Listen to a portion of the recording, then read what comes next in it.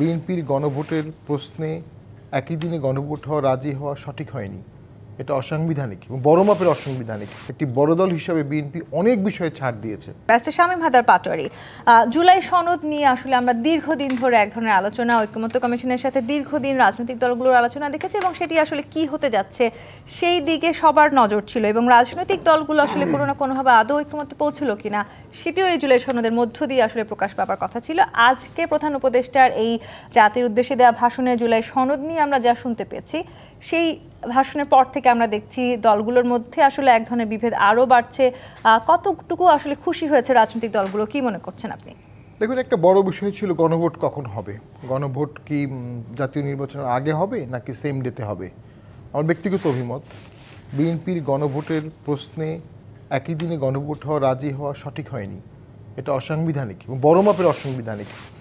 কিন্তু তারপরেও বিএনপি সেটা রাজি হয়েছে একটা ঐক্যের স্বার্থে, কম্প্রোমাইজের স্বার্থে। আমি মনে করি গিভেন দ্য সিনারিও একটি বড় দল হিসাবে বিএনপি অনেক বিষয়ে ছাড় দিয়েছে। ছাড়গুলো কোনোটাই বিএনপির পক্ষে আলটিমেটলি আসেনি। একটা ছাড়ের সাথে আরও 10টা ছাড়ের দাবি আসছে এবং বিএনপি এক ধরনের ডামাডোলেও পড়ে গিয়েছিল। তো এই একই দিনে গণভোট, এটি একটি ভালো দিক। আবার 4টা প্রশ্ন সম্বলিত একটি গণভোট, যার 4টা প্রশ্ন 4টা, উত্তর 2টো, হ্যাঁ বা না। প্রত্যেকটি প্রশ্নের পাশে আপনি উত্তর দিতে পারছেন না। গণভোটের প্রশ্নটি যদি আসে, সেখানে বলা হচ্ছে যে বিষয়গুলো এক হয়েছে, তাহলে গণভোট যখন জনগণ যাবে তার ব্যালটের পাশে একটা সংবিধান রাখতে হবে আর একটা জুলাই সনদ রাখতে হবে। আর ভোটার ওই সংবিধানের পাতা উল্টে উল্টে দেখতে হবে 30টা আর্টিকেল কোথায় কোথায় কী অ্যামেন্ডমেন্ট করা হয়েছে, দেখে তারপর তাকে গণভোট দিতে হবে। তো এটা ছাড়া আসলে গণভোট হবে না। আসলে একটা গণপরিষদ বা একটা সংসদের বিকল্প তো ঐক্যমত কমিশন না। আরেকটি বিষয় আছে, সংবিধান এখনও সাসপেন্ডেড না। এই সরকার সংবিধানে হাত রেখে শপথ নিয়েছে। এই সংবিধানের ব্যত্যয় ঘটিয়ে কোনো আইন করা হলে সংবিধান মোতাবেক সেটা অসাংবিধানিক হবে। আর্টিকেল 7 সাব আর্টিকেল 2 বলছে, the constitution is as the solemn expression of the will of the people, the supreme law of the republic, and if any other law is inconsistent with this constitution, that other law shall to the extent of the inconsistency be void.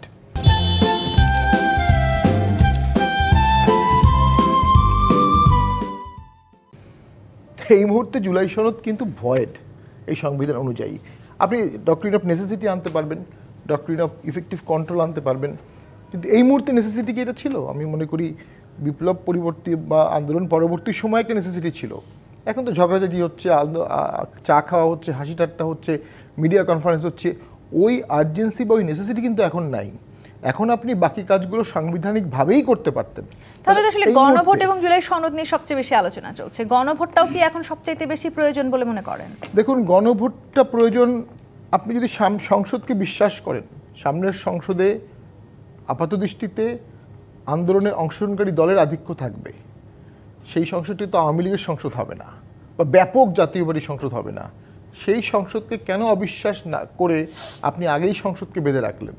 একটা issue আছে, গণভোট হতে গেলে তার একটা ভিত্তি লাগতো। এই অর্ডারটা একটা সাময়িক ভিত্তি দিয়েছে। আর প্রেসিডেন্ট অর্ডার কখনো সংবিধান সাসপেন্ড থাকা অবস্থা না করে দিতে পারে না। এর আগে Ziaur Rahman martial administrator order দিতেন, এরশাদ দিতেন, কনস্টিটিউশন সাসপেন্ড করে।